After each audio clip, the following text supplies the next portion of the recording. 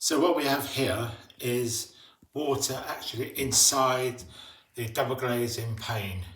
It looks like it's on the outside, but it's not on the outside and it's not on the inside. So we need to get rid of that. Now one way of doing it is this way. This is an old one I took out.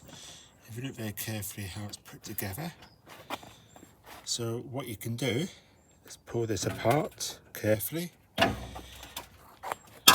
Right, you can see that there's a frame, a metal frame that goes in between the pane of glass. You can see this is the aluminium frame that goes in between the glass.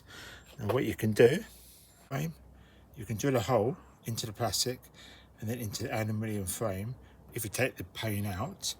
Alternatively, you can do it a slightly different way.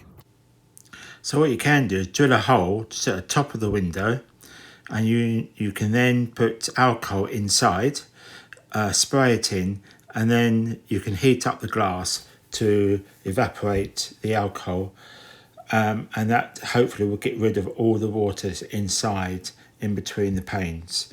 You might have to drill another hole at the bottom so you get an airflow. Thank you for watching. Please like and subscribe.